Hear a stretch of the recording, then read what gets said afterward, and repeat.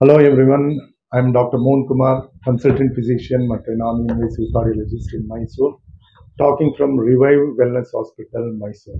So ಇವಾಗ ನಮ್ಮ ಮುಂದೆ ಒಬ್ಬರು ಪೇಷಂಟ್ ಇದ್ದಾರೆ, ಮಿಸ್ಟರ್ ವೆಂಕಟೇಶ್ ಅಂದ್ಬಿಟ್ಟು. Is around 47 years. Very interesting case. ಅವರ ಅನುಭವ ಬಹಳ ಇದೆ. ಹಾರ್ಟ್ ರಿಲೇಟೆಡ್ ಇರ್ಬೋದು, ಡಯಾಬಿಟಿಸ್ ಇರ್ಬೋದು. ಒಂದು ವಿಭಿನ್ನವಾದ ಅನುಭವ ಅವ್ರಿಗಾಗಿದೆ. ಇವ್ರು ಮೂಲತಃ ಬೆಂಗಳೂರವರು.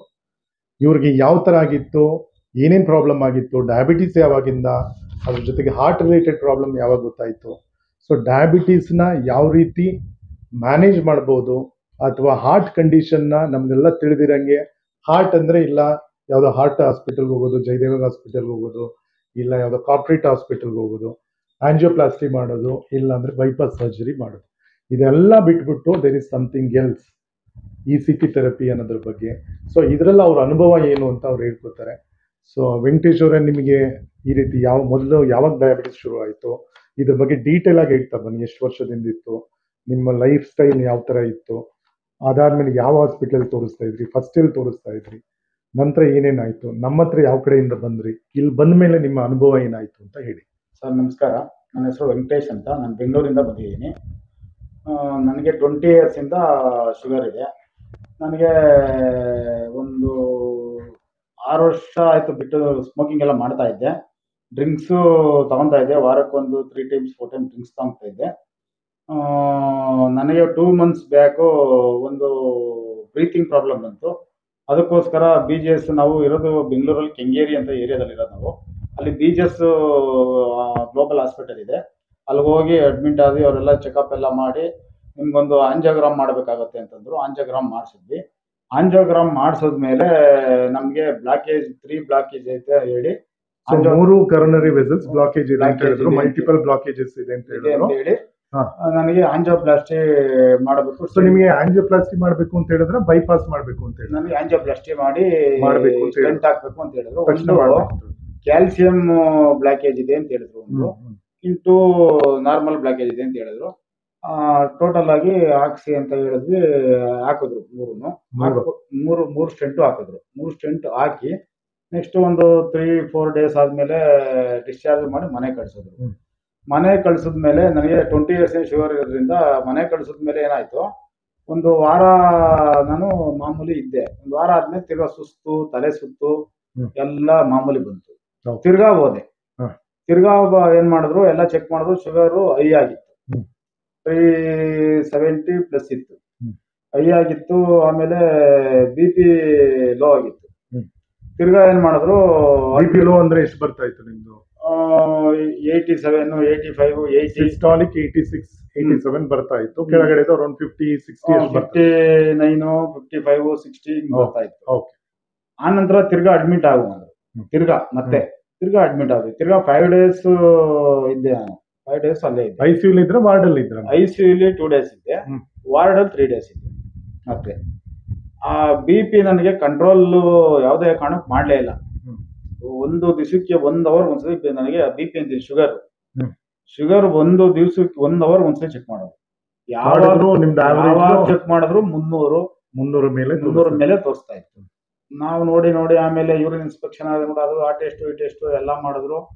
ಆಮೇಲೆ ನಿಮ್ಗೆ ಹಂಗೆ ಸೊರೋಗುತ್ತೆ ಹೋಗಿ 5 ಡೇಸ್ ಆದ್ಮೇಲೆ ನನಗೆ ರಿಟರ್ನ್ ಡಿಸ್ಚಾರ್ಜ್ ಮಾಡಿ ಕಳ್ಸಿದ್ರು. ಆಮೇಲೆ ನನ್ನ ನಿಮ್ಗೆ ಡಿಸ್ಚಾರ್ಜ್ ಮಾಡಿ ಕಳಿಸಿದಾಗ ಇನ್ಸುಲಿನ್ ಚುಚ್ಕೊಳಕ್ ಹೇಳ್ಬಿಟ್ಟು 40 ಯೂನಿಟ್ ಬೆಳಗ್ಗೆ 40 ಯೂನಿಟ್ ಮಿಕ್ಸ್ಟಾರ್ಡ್, 8 ಯೂನಿಟ್ ಆಕ್ಟ್ರಾಪಿಡ್, ಆ ಜೊತೆಗೆ ಮಧ್ಯಾಹ್ನ 40 ಯೂನಿಟ್ ಮಿಕ್ಸ್ಟಾರ್ಡ್, 4 ಯೂನಿಟ್ ಆಕ್ಟ್ರಾಪಿಡ್, ತಿರ್ಗಾ ನೈಟ್ 40 ಯೂನಿಟ್ ಮಿಕ್ಸ್ಟಾರ್ಡ್, 2 ಯೂನಿಟ್ ಆಕ್ಟ್ರಾಪಿಡ್. ಸೊ ಇಷ್ಟು ನಾನು ಶುಕ್ರವಾರ ಡಿಸ್ಚಾರ್ಜ್ ಆಗಿ ಬಂದಿದ್ದು. ಒಂದು 15 ಡೇಸ್, ಒಂದು 20 ಡೇಸ್ ಬ್ಯಾಕು. ತಿರ್ಗಾ ನಾನು ಅಷ್ಟು ತಗೊಂಡ್ರು ನನ್ನ ಮನೇಲಿ ಗ್ಲೂಕೋಮೀಟರ್ ಚೆಕ್ ಮಾಡಿದಾಗೂ ನನಗೆ ಶುಗರು ಕಂಟ್ರೋಲ್ ಬರಲೇ ಇಲ್ಲ. ಬೆಳಿಗ್ಗೆ ಒಂದು 300 ತೋರಿಸ್ತದೆ, ಮಧ್ಯಾಹ್ನ ಚೆಕ್ ಮಾಡಿದಾಗ 350 ತೋರಿಸ್ತದೆ, ಸಂಜೆ ನೋಡಿದಾಗ 375, ಹೆಚ್ಚು ಕಮ್ಮಿ 410 ಹತ್ರ ಬರುತ್ತೆ. ಈ ಪ್ರಾಬ್ಲಮ್ ಇತ್ತು. ಆಮೇಲೆ ನಮ್ಮ ಸ್ನೇಹಿತರು, ನಮ್ಮ ಸಂಜೀವ್ ಕುಮಾರ್ ಅಂತಿದ್ದಾರೆ ಕೆಂಗೇರಿಯಲ್ಲಿ, ಅವರು ನಿಮ್ಮ ಹಾಸ್ಪಿಟಲ್ ಬಗ್ಗೆ ತಿಳ್ಕೊಂಡು ನನಗೊಂದು ಸಜೆಸ್ಟ್ ಮಾಡಿದ್ರು. ನಾನು ಸೆಕೆಂಡ್ ಒಪಿನಿಯನ್ ತಗೊಳ್ಳೋಣ ಅನ್ನೋ ಉದ್ದೇಶಕ್ಕೆ ನಿಮ್ಮನ್ನ ಕಾಂಟ್ಯಾಕ್ಟ್ ಮಾಡಿದೆ. ಕಾಂಟ್ಯಾಕ್ಟ್ ಮಾಡಿ ನೀವು ಹೇಳೋ ಪ್ರೊಸೀಜರು ನನಗೆ ಸ್ಯಾಟಿಸ್ಫ್ಯಾಕ್ಷನ್ ಆಗಿ ನಾನು ECP ಅಂತ ಒಂದು ನೀವು ಸಜೆಸ್ಟ್ ಮಾಡಿದ್ರಿ. ಅದನ್ನ ನಾನು ತಗೊಂಡ್ಮೇಲೆ ಒಂದು 15 ಡೇಸ್ ತಗೊಂಡ್ಮೇಲೆ ನಾನೇ ವಾಲಂಟಿಯರಾಗಿ ಹೋಗಿ ಮೈಸೂರು ಕೊಲಂಬಿಯಾಸದ ಎಕೋ ಮಾಡಿಸ್ದೆ. ಎಕೋ ಮಾಡಿಸಿದಾಗ ನನಗೆ ಹಾರ್ಟ್ ಫಂಕ್ಷನ್ ಇನ್ನೊಂದು ಮುಖ್ಯವಾಗಿ ತಿಳ್ಕೊಳ್ಳಿ 25% ಇತ್ತು ಇಜೆಕ್ಷನ್ ಫ್ರಾಕ್ಷನ್. ಅದು ನನಗೆ 58% ಆಗಿದೆ. ಇವಾಗ ನನ್ನ BP ಅಂತೂ ಅಲ್ಲ ಶುಗರ್ ಅಂತೂ ನಾರ್ಮಲ್ ಅಂದ್ರೆ ನನಗೆ 150 ದಾಟೇ ಇಲ್ಲ. ಅಂದ್ರೆ ಇನ್ಸುಲಿನೇ ಇಲ್ಲ, ಬರೀ ಟಾಬ್ಲೆಟ್ ಅಲ್ಲೇನೆ ನನಗೆ ರೆಡಿ ಆಗಿದೆ. ನನಗೆ ಈ ಟ್ರೀಟ್ಮೆಂಟ್ ನನಗೆ ಮನ್ಸಿಗೆ ತುಂಬಾ ಸಂತೋಷ ಆಯ್ತು, ನನಗೆ ಸ್ಯಾಟಿಸ್ಫ್ಯಾಕ್ಷನ್ ಆಯ್ತು. ಆಮೇಲೆ ನನಗೆ ವಾಕ್ ಮಾಡೋಕ್ಕೆಲ್ಲ ಉತ್ಸಾಹ ಬರೋದು, ಸುಸ್ತಾಗೋದು. ಈಗ ಒಂದು 4-5 ಕಿಲೋಮೀಟರ್ ವಾಕ್ ಮಾಡ್ತಾ ಇದ್ದೀನಿ, ನನಗೆ ಸ್ಯಾಟಿಸ್ಫ್ಯಾಕ್ಷನ್ ಇದೆ. ಇವತ್ತು ನಾನು ಡಿಸ್ಚಾರ್ಜ್ ಮಾಡಿಸ್ಕೊಂಡು ಖುಷಿಯಾಗಿ ಮನೆಗೆ ಹೋಗ್ತಾ ಇದ್ದೀನಿ.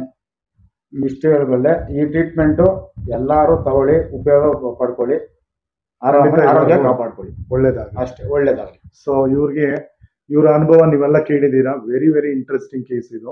ಸೊ ಬಂದಾಗ ಇವ್ರನ್ನ ಡೀಟೇಲ್ ಆಗಿ ಎಕ್ಸಾಮಿನ್ ಮಾಡಿದ್ವಿ. ಮೊದಲು ಬಂದಾಗ ಇವ್ರ ಕ್ಲಿನಿಕ್ ಬಂದಾಗ ಇವ್ರು ಇಬ್ಬರು ಹಿಡ್ಕೊಂಡ್ಬಂದ್ರು. ಇವ್ರಿಗೆ ನಿಂತ್ಕೊಳಕ್ಕೂ ಆಗ್ತಾ ಇರಲಿಲ್ಲ, ಫುಲ್ ಬೆವರ್ತಾ ಇದ್ರು. BP 86 ಸಿಸ್ಟಾಲಿಕ್ ಇತ್ತು, ಬಹಳ ಸುಸ್ತಾಗಿದ್ರು. ಶುಗರ್ ನೋಡಿದ್ರೆ ಏರಿಳಿತ ತುಂಬಾ ಆಗ್ತಾ ಇತ್ತು. ಸೊ ಡೀಟೇಲ್ಡ್ ಆಗಿ ಎಕ್ಸಾಮಿನೇಷನ್ ಮಾಡಿದಾಗ ಇವ್ರದ್ದು ಕ್ರಿಯಾಟಿನಿನ್ ಮೇಲೋಗಿತ್ತು, 1.52 ತನಕ ಕ್ರಿಯಾಟಿನಿನ್ ಹೋಗಿತ್ತು. ಅಂದ್ರೆ apart from diabetes, poor LV function, ಅದ್ರ ಜೊತೆ ಕರೋನರಿ ಆರ್ಟರಿ ಡಿಸೀಸ್, ಇದ್ರ ಜೊತೆಗೆ urinary tract infection, acute kidney injury ಸಹ ಆಗಿತ್ತು ಇವ್ರಿಗೆ. ಸೊ HbA1c ಮೋರ್ ದೆನ್ 12.5 ನಾನು ಟೆಸ್ಟ್ ಮಾಡಿದಾಗ. ಬಟ್ ವೆರಿ ಇಂಟ್ರೆಸ್ಟಿಂಗ್ ಅಂದ್ರೆ ಇವರ ಬಾಡಿಲಿ ಇನ್ಸುಲಿನ್ ಇನ್ನೂ ಉತ್ಪತ್ತಿ ಆಗ್ತಾ ಇತ್ತು. 20 ವರ್ಷದ ಡಯಾಬಿಟೀಸ್ ನಂತರನೂ ಇವ್ರ ಬಾಡಿಲಿ ಇನ್ಸುಲಿನ್ ಉತ್ಪತ್ತಿ ಚೆನ್ನಾಗ್ ಆಗ್ತಾ ಇತ್ತು. ನಾವೇನ್ ಮಾಡಿದ್ವಿ, ಇನ್ಸುಲಿನ್ ರಿವರ್ಸಲ್ ಕಾನ್ಸೆಪ್ಟ್ ಅನ್ನ ಈ ಪೇಷಂಟ್ ಕೊಟ್ವಿ. ನಮ್ದೇ ಕ್ಲಿನಿಕ್ ಆದ ಮಾಲಿಕ್ಯುಲರ್ ಕೇರ್ ಡಯಾಗ್ನೋಸ್ಟಿಕ್ ಸೆಂಟರ್ ಮತ್ತು ಸ್ಪೆಷಾಲಿಟಿ ಕ್ಲಿನಿಕ್ಗೆ ಮೊದಲು ಬಂದ್ರು. ಅಲ್ಲಿ ಇನ್ವೆಸ್ಟಿಗೇಷನ್ ಎಲ್ಲ ಆದ್ಮೇಲೆ ಏನ್ ಮಾಡಿದ್ವಿ, based on C peptide insulin ನ 2 ದಿನಕ್ಕೆ ಸ್ಟಾಪ್ ಮಾಡಿಬಿಟ್ಟು ಬರೀ ಮಾತ್ರೆ ಕೊಡೋಕೆ ಶುರು ಮಾಡಿದ್ವಿ. ಇನ್ಸುಲಿನ್ ರಿವರ್ಸಲ್ ಅನ್ನೋ ಕಾನ್ಸೆಪ್ಟ್ ಅಲ್ಲಿ ವರ್ಕ್ ಮಾಡಿದ್ವಿ. ವಿತ್ ಟ್ಯಾಬ್ಲೆಟ್ ಅಲ್ಲಿ ಅವ್ರಿಗೆ ಲೋ ಶುಗರ್ ಆಯ್ತು ಅಲ್ವಾ ವೆಂಕಟೇಶ್ ಅವರೇ? ಸೊ ಇವಾಗ ಆ ಡೋಸ್ ಅನ್ನ, ಮಾತ್ರೆ ಡೋಸ್ ಅನ್ನೇ ಕಡಿಮೆ ಮಾಡಿದೀನಿ ಇವಾಗ. ಅದ್ರ ಜೊತೆಗೆ USFDA approved ECP therapy. ECP therapy ಅಂದ್ರೆ ಏನು? ಇದು non invasive very safe USFDA approved form of therapy for coronary artery disease and resistant angina ಅಂತ ಕರಿತೀವಿ. ಇವರಿಗೆ ಸತತವಾಗಿ ಹಾಸ್ಪಿಟಲೈಸ್ ಮಾಡಿಕೊಂಡು 20 ದಿನದಲ್ಲಿ 35 ಸೆಷನ್ ECP ಥೆರಪಿ ಕೊಟ್ವಿ.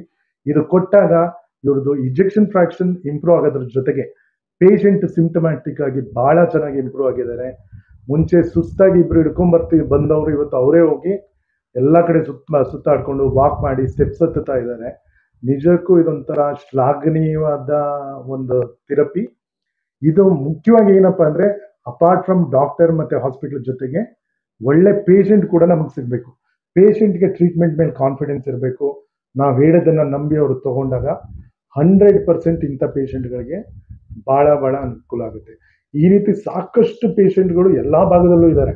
ಅವ್ರಿಗೆ ಯಾರಿಗೂ ಸರಿಯಾದ ರೀತಿಲಿ ಚಿಕಿತ್ಸೆ ದೊರಕ್ತಾ ಇಲ್ಲ. ಈ ವಿಧಾನದ ಬಗ್ಗೆ ಎಷ್ಟೋ ಡಾಕ್ಟರ್ಗಳಿಗೆ ಮಾಹಿತಿ ಇಲ್ಲ, ಇನ್ನು ಪೇಷಂಟ್ಗಳಿಗೆ ಮಾಹಿತಿ ಇರುತ್ತೆ. ಸೊ ಈ ವಿಧಾನದ ಬಗ್ಗೆ ಎಲ್ಲರೂ, ಇವಾಗ ನೀವು ಪೇಷಂಟ್ ಆಗಿರ್ತೀರಾ, ನಿಮ್ಮ ಕಡೆಯವ್ರಿಗೆ, ನಿಮ್ಮ ರಿಲೇಟಿವ್ಸ್ಗೆ, ನಿಮ್ಮ ಫ್ರೆಂಡ್ ಸರ್ಕಲ್ ಅಲ್ಲಿ ಇದ್ರ ಬಗ್ಗೆ ಹೇಳ್ತೀರಾ. ಸೊ ಅವ್ರ ಕಡೆಯಿಂದ ಬೇರೆ ಪೇಷಂಟ್ಗಳಿಗೆ ಅನುಕೂಲ ಆಗುತ್ತೆ. ಸೊ ಈ ಒಂದು ವಂಡರ್ಫುಲ್ ಟ್ರೀಟ್ಮೆಂಟ್ ಕಾನ್ಸೆಪ್ಟ್ ನಾವು ಏನ್ ಹೇಳ್ತಾ ಇದ್ದೀವಿ, ECP ಥೆರಪಿ ಇರ್ಬೋದು, ಅಥವಾ ಇನ್ಸುಲಿನ್ ರಿವರ್ಸಲ್ ಇರ್ಬೋದು, ಅಥವಾ ದೇಹದ ಯಾವುದೇ ಕಾಯಿಲೆ ಇರಲಿ, ಡೀಟೇಲ್ ಆಗಿ ಪೂರ್ಣವಾಗಿ ಪೇಷಂಟ್ನ ಪರಿಶೀಲಿಸೋದ್ರ ಜೊತೆಗೆ ಪ್ರಾಪರ್ ಇನ್ವೆಸ್ಟಿಗೇಷನ್ ಮಾಡಿಕೊಂಡು ಟ್ರೀಟ್ಮೆಂಟ್ ಮಾಡೋದ್ರಿಂದ ಪೇಷಂಟ್ಗೂ ಒಳ್ಳೇದಾಗುತ್ತೆ. ನಮ್ಮಂತ ಡಾಕ್ಟರ್ಗಳಿಗೂ ಒಂದು ಮನಸ್ಸಿಗೆ ನೆಮ್ಮದಿ ಸಿಗುತ್ತೆ. ಇಂಥ ಪೇಷಂಟ್ ಬಂದಿದ್ರು, ಬೆಂಗಳೂರಿಂದ ಬಂದಿದ್ರು, ಅವರು ಟ್ರೀಟ್ ಮಾಡಿದ್ವಿ, ಒಳ್ಳೇದಾಗಿದೆ ಅಂತ ಖುಷಿನೂ ಆಗುತ್ತೆ. ಎಲ್ಲರೂ ಟ್ರೀಟ್ಮೆಂಟ್ಗೆ ಮೈಸೂರಿಂದ ಆ ಕಡೆ ಹೋಗ್ತಾರೆ, ಇವಾಗ ಎಷ್ಟೋ ಜನ ಈ ಕಡೆ ಬರೋಕ್ಕೆ ಶುರು ಮಾಡಿದ್ದಾರೆ. ಅದೇ ಬಹಳ ಖುಷಿಯಾದ ಸಂಗತಿ. ಈ ಟ್ರೀಟ್ಮೆಂಟ್ ಬೆನಿಫಿಟ್ ಪ್ರತಿಯೊಬ್ಬರು ಪಡ್ಕೋಬೇಕು. ಬೇರೆ ಎಷ್ಟೋ ಪೇಷಂಟ್ಗಳಿಗೆ ಇಂಥ ಅನಾನುಕೂಲತೆ ಇದ್ದರೆ ಅವ್ರಗಳಿಗೂ ಈ ಟ್ರೀಟ್ಮೆಂಟ್ ಬಗ್ಗೆ ಮಾಹಿತಿ ಸಿಕ್ಕಿದ್ರೆ ಖಂಡಿತ ತಗೊಳ್ತಾರೆ ಅಂತ ಹೇಳಿ ನನ್ನ ಮಾತನ್ನ ಮುಗಿಸ್ತೀನಿ.